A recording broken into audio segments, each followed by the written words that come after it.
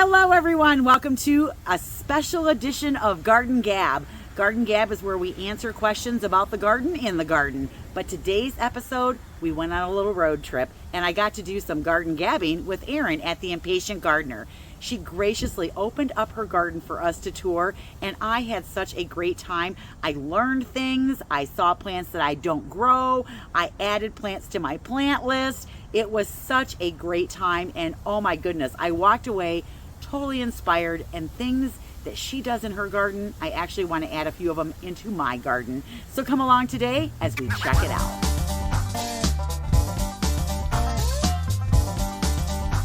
Also, just a little side note, I garden in Northern Illinois Zone 5, and if I didn't say it, my name is Michelle, especially for those of you that are new here. Erin is actually north of me, but she's in a 5B6A. How is that possible? Well, she has the lake effect going on. So she is like right on Lake Michigan. So even though she's north of me, that lake effect creates a little bit of a difference in the growing conditions. I know, how cool is that? All right, so this footage was taken about a week ago. Let's just jump right in.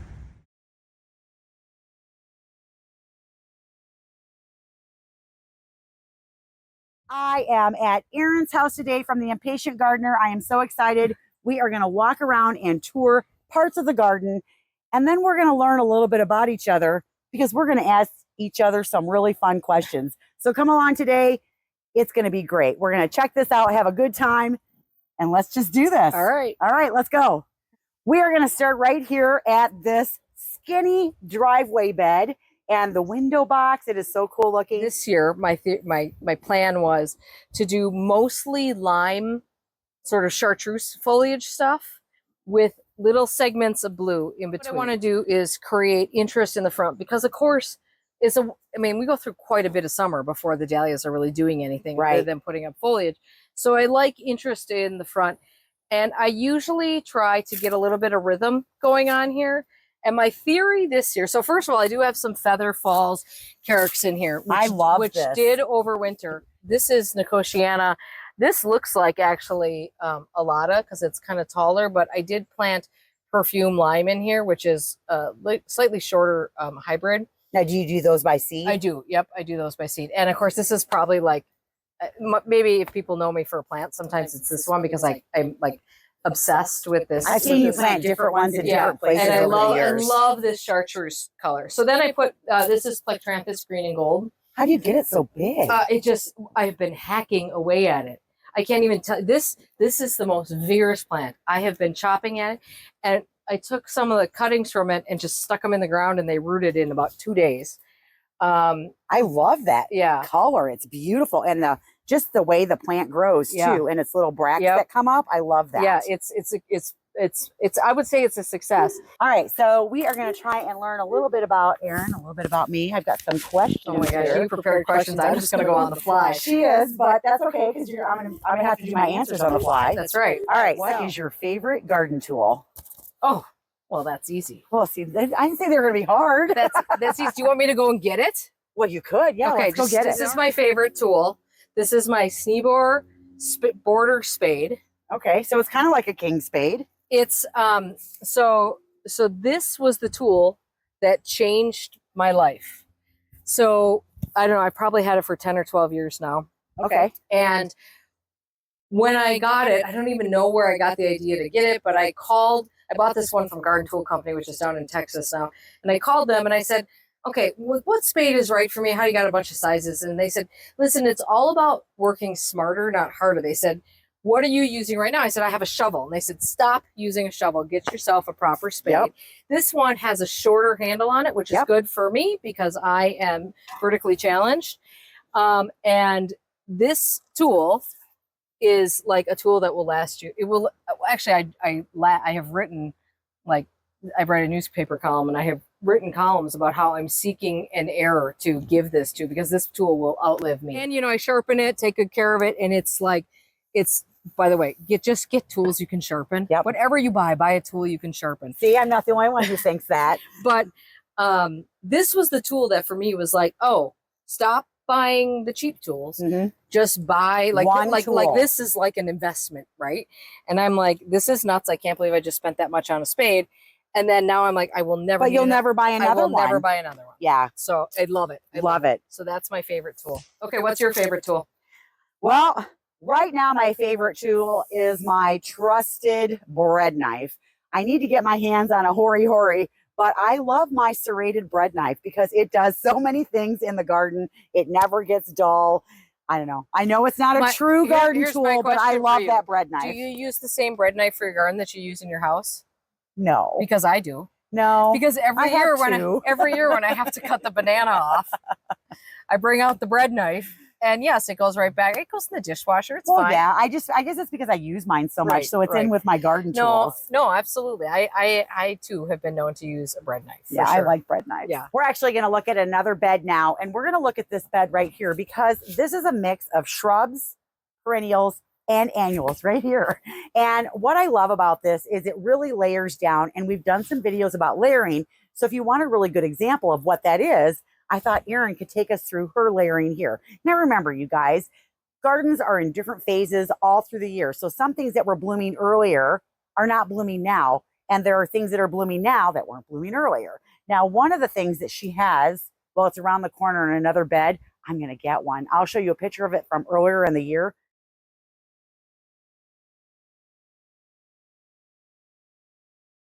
I think that thing was blooming for at least... Oh, the Rosy Teacups dogwood? Yes, 12 weeks. It was amazing. It was amazing. I've been looking for one since then. I haven't found one yet, but I'm going to keep looking. Yeah. All right, let's look at this bed. All right, we're going to start in this border bed right here. I think that this bed is so well done, and I have admired this in every tour that you've done throughout the whole summer. And if you haven't seen any of Erin's unedited garden tours, I would highly recommend that you guys check it out because it's real gardening and it's not edited, and it's what all of our gardens look like sometimes. Yes. It's real. It's sometimes too real. Yeah, sometimes. But I have spots in my garden like that too. The history of this bed is this is the first garden bed I did when we bought this house. So this area, kind of wrapping around the patio, was all planted in ornamental grasses and not good ones. Really spready, rhizomatous, all like 7 feet tall. They flopped. So that's what was here. So this whole patio was surrounded, you couldn't see. It was a wall of unattractive ornamental grasses. So a year later, we dug this all out, pulled those all out. They are still haunting me to this day, by the way. We didn't get all of them, and they still exist in some places. So this was the first garden that I did. And this what you see here is probably the third iteration of this garden. I started here, so I didn't know what I was doing, and my tastes have changed over the years. So now what we have here is, as you said, a combination of trees, shrubs, annuals, and perennials. Basically, this kind of sums up my garden in a nutshell, probably, because I have a little bit of everything. So and I like to do kind of weird things with plants. So, like, for instance, this is Kinsley's Ghost honeysuckle vine there, which I have kind of wrapped itself into a tree sort of form. And actually, I'm going to actually prune it a little bit. I just saw Chanticleer has one of theirs pruned into a tree form. So I'm actually going to clean it out a little bit. But I like the round petals. Yeah. Oh, yeah. It's a beautiful plant. So I wanted that vine. I didn't have that vine will get 20 feet tall. I don't have a place to put it. So I did this with it. So you just kind of wrap it in on itself? I just kind of been wrapping it on itself, yep, and pruning it fairly aggressively. I've got Amsonia hubrectii next to that, which I love in this bed because it's the best texture. I mean, there is a lot of heaviness in this bed, and then you get this kind of light, airy texture with the Amsonia, which I think saves this bed from being too much. I love that. I just planted some in pots. Yeah, because there is a lot of that happening here. And then I've got probably 5 tiny tough stuff hydrangeas. Here. Oh, I only have 1 tiny tough stuff, and mine isn't doing a great job of reflowering. Yeah, mine doesn't either, to be honest. I leave a lot of the flowers on because at least there's something there. We've got a limelight hydrangea. That's gorgeous. Here, that's an old lime. I mean, it's easily 15 years old. Yeah, mine is only 6 years old, and I'd say it's half the size of yours. Yeah, and I prune it aggressively because it would be enormous if I didn't. But it's a big anchor, and it's gorgeous. And to be honest with you, of course, when I planted this, I didn't know what the heck I was doing. And if I were doing this today, I would have planted as close to the patio and the path as I have, but I actually think it looks really good where it is. I think it looks really good there. I would say happy accident. Ah, we love those. Oh, speaking of happy accidents, I have another question for you. Oh my gosh. Okay, go for it. I know you're going to have to catch up to me. All right, so what is an oops that you made in the garden that you learned from? What is an oops that I made in the garden? Well, I do a lot of, I tell you what I do a lot of pushing sun things. And up here where the sun does not have a lot of heat, I can push shade plants into sun without a lot of problem. But when I try to push sun plants into shade, it just doesn't work because there's often not enough, like they need as much sun as they can possibly get. So I would say this is a lesson I learned repeatedly because every once in a while I just really want to grow a plant, but I don't want to be constrained by where it has to go. So I make those mistakes and then I move them. And so I would say that's a mistake I make semi-frequently, actually. So you also do annuals in here. Some of them you do from containers and some of them you do from seed. Yes. So first of all, I mean, I am a dahlia nut. I love to be able to put a ton of dahlias in here, which you can tell leads to a very it is chaotic. It is absolutely a chaotic bed. So one of the things I always feel like I need to do is create a front edge for it that has a little bit more order to it because I feel like it helps balance out the chaos of what's happening behind it. So once again, I rely on repetition.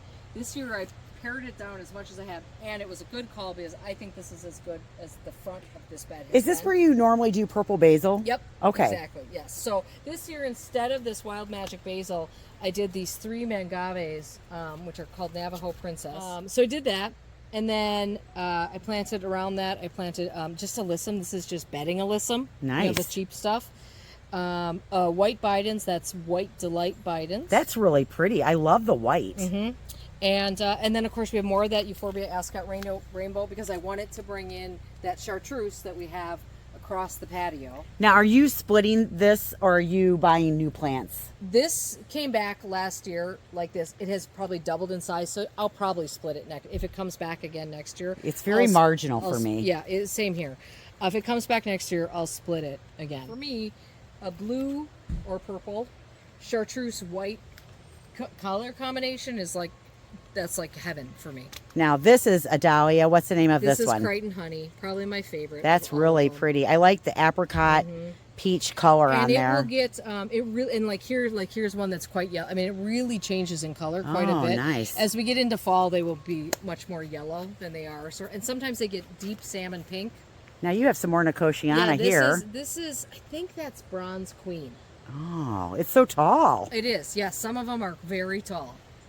And that's another one that I grow from seed. I do love the texture of these mangaves in here. It just totally, I mean, they don't get lost. They totally like make you stop and give you your eye a place to rest. I was just going to say that's what this garden needs, is because we've got a lot of similar textures with all the dahlias.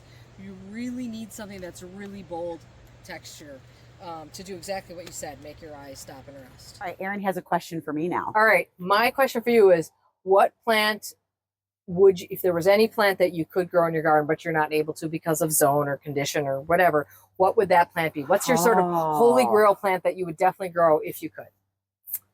That's a tough one. If I could grow coleus, which I can grow as an annual, but if I could grow those like year round all the time, it would definitely be coleus. I love foliage. I love colorful foliage, and I use them in a lot of my pots. Yeah. And I grow these great big ones. They just, the size and the color. Yeah, it would definitely be coleus. If I could have those year round outside in the ground. Right.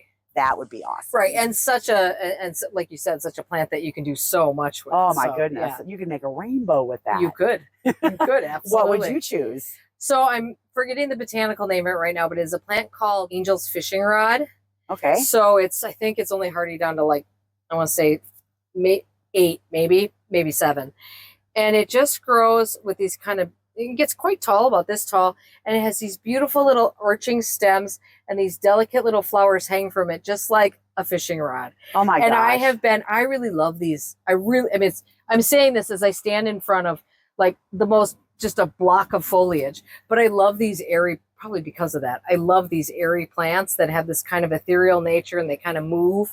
Yeah, I love a plant that moves. I've seen a lot of those in your woodland gardens that way towards the road. She has this one. It's got, what's the name of it? It's a little orange one. It's Amelia coccinea. It's tassel flower, and it's Irish Poet is the variety. It is absolutely gorgeous, and it just catches your eye, and it's itty bitty. Here's a picture right here.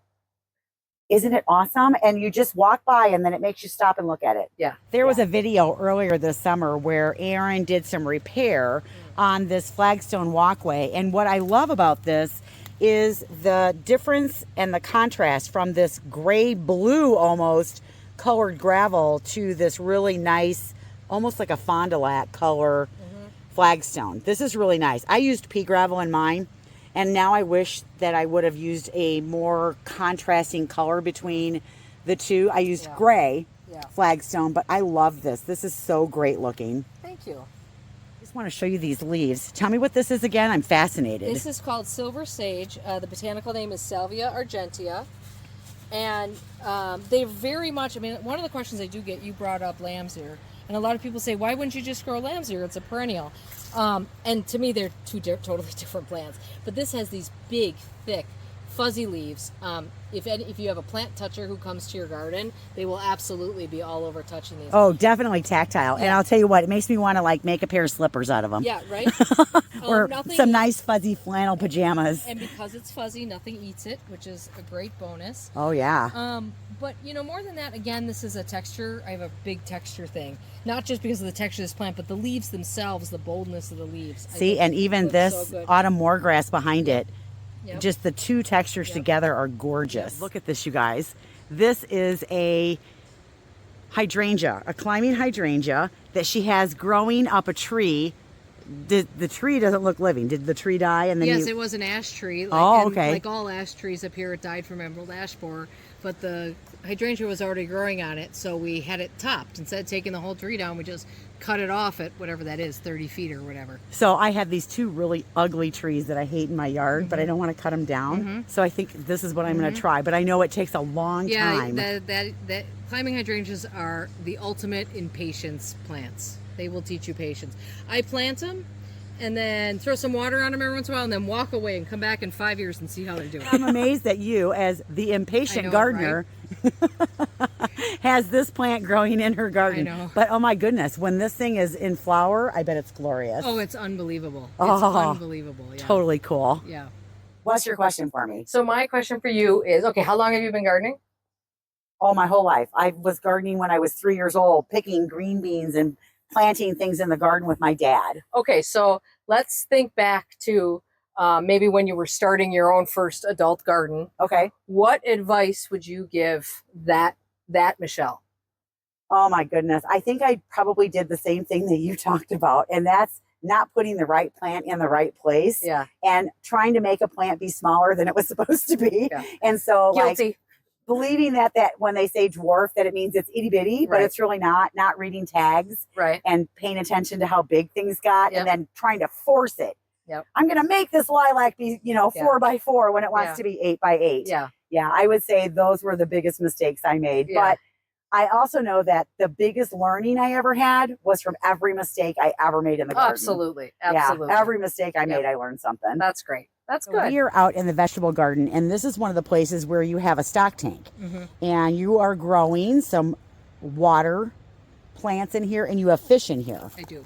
Okay. So the fish who I just fed, so they would come to the surface. There's one. Are the mosquito eaters. So that's their main purpose here. So theoretically, I shouldn't really be feeding them, but I do because I want to see their little. Are they goldfish? Some of them I've got. So I've got comet goldfish in there, and then I have rosy minnows in there as well. Oh, there's a minnow. So so they are just here to eat the. They're just here to eat the mosquito larvae. But this is lemon bacopa. All these things look wretched right now, but this is lemon bacopa. And this is just I like to grow lotus in here. This one didn't flower for me this year, which is quite. But I like the leaves. Thank goodness the leaves are so pretty. I have done water lilies in here before, but I like the lotuses better because it gets some height. Water lilies just sit on the surface. So. All right, I see some really cool amaranth Oh my goodness. Look at that. Which one is this? This is dreadlocks. Look at that. Oh my goodness. It's insane. Yes, it's begging to be cut, so it's going to be cut soon. I'm going to put it in a big old vase. But like the size of those, I mean, that's huge. I know, it's crazy. I might have to try to grow some dreadlocks. The girls would love it. They just flopped, I don't know, two or 3 days ago, and I didn't think I was going to need to support them. But now, are you going to try and dry them? Yeah, I am. Oh, perfect. I mean, why not try it? I mean, they'll make a giant mess in the house. I think they're great. Yeah, I do too. They're fun. Oh my goodness. And they got so big that I couldn't. I mean, I usually grow these things exactly for like the smaller ones. I made some bouquets for a nephew's wedding, and so some of the smaller ones went in there. But these giant ones, I don't make bouquets that big. Oh, so me these neither. will all go in a big tall vase together and nice. See what happens. Okay, so we are out at Erin's circle garden, and she uses chives as the edging of her garden. But I love this garden, and I love that all the quadrants are different. So kind of take me through what you have in here, because some of this is, again, there's some shrubs, there's annuals, there's things you've done from seed. I love the boxwoods in the pots. I mean, this just speaks to me. I just love this. So for a garden that I generally think of as being quite informal, there's a part of me that has always liked like a little bit of formality, and that's what I get in this garden. What is this bad boy right here? So this beauty is wild magic basil. It is. Oh my goodness. Smell it. It smells so good. Oh, you just did that. I could smell it over here. So good. So this is a plant that I'm absolutely obsessed with. It is an edible basil. It's kind of like a Thai. It has a little bit more of a Thai flavor. Thai. Mm. I would never eat this. It's too pretty to eat. I grow tons of other basil that's perfect for eating, and I let it flower because I think that now I could deadhead this. It would reflower again. Are you growing this from seed? No, because that's the thing with this plant is it's sterile. Check this out, you guys. She's got the mini me watermelon coleus here, and then look at her begonias. These are the Surefire Cherry Cordial from Proven Winners. Mine are not this big. These are, oh my goodness, I planted this in a bed at the garden center. Oh my God, mine are nowhere near this big. Yeah, they are really, really happy here. In fact, they're kind of eating up the coleus, but I am in love with this combination. I will absolutely repeat this combination with the watermelon coleus. Now, you know they're coming out with this one in a chartreuse next year. I will be all over that too. Yeah. I have this grown in a pot. I love it. Yep. Oh my gosh.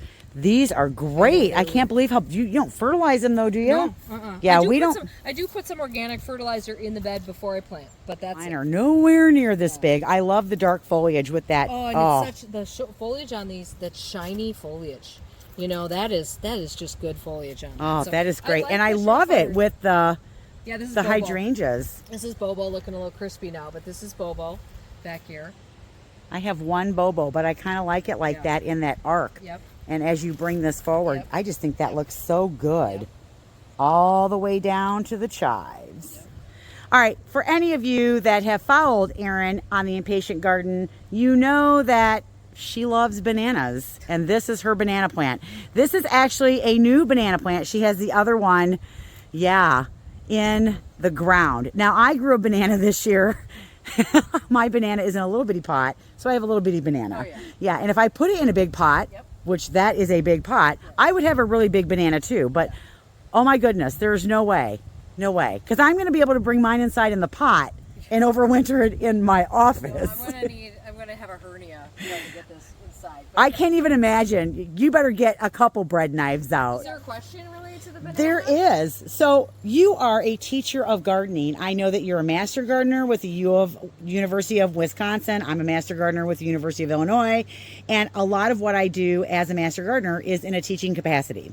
So as a teacher, you really learn a lot of things, but how do you learn about gardening? Well, I am a huge lover of books and magazines. So if I really get into like for instance, let's just take this banana, for example. This banana came out of Marianne Wilburn's book, Tropical Plants and How to Love Them.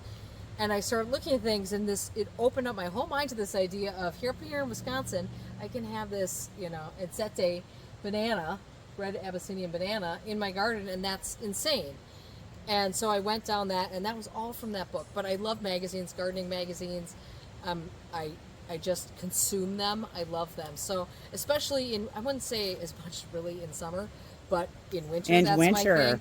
And then in summer and during the gardening season, I mean, the place to get your knowledge is other people's gardens. My God, I know you've said it before. Get into other gardens, because what you learn and what you take away from it is just, it's like It's mind-blowing. invaluable. Yeah, it is. Because they know things that you don't Right, know. right. And I don't care if you've gone to school your whole life. You go to somebody else's garden, one, you'll be inspired. Yes. And two, you will learn something that you Yes. didn't know. Yes, yep, absolutely. Thank you for watching this special edition of Garden Gab. And for those of you that are new here, Garden Gab is normally the first and third Saturdays of the month, unless I have a special edition like today. But what we do normally is we answer questions from the previous videos.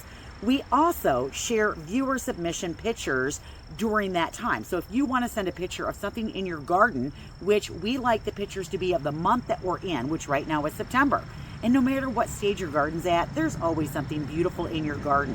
So send those in a landscape format, which means turn your phone the long ways to the email address right here. Tell me who you are, where you live, what zone it is, and a brief description of what we're looking at. And guys, just one picture. All right, the other thing is I want to give a big shout out and thank you to Erin at the Impatient Gardener. You were so gracious to open your home and your garden to us. Thank you so much. I certainly appreciate it. I hope we can collaborate in the future, because I had such a good time. I learned so much. I saw plants that I've never grown before. I've already ordered my seeds for things that you're growing in your garden that I want to try and grow in my garden. And isn't that what gardening's about, you guys? Growing things in your garden, trying new things, learning from other people. And I'm telling you, you want to be inspired? Go to somebody else's garden, because you will definitely be inspired. Also, don't forget that Shopify is up. The bulbs are selling fast. Make sure you get your order in.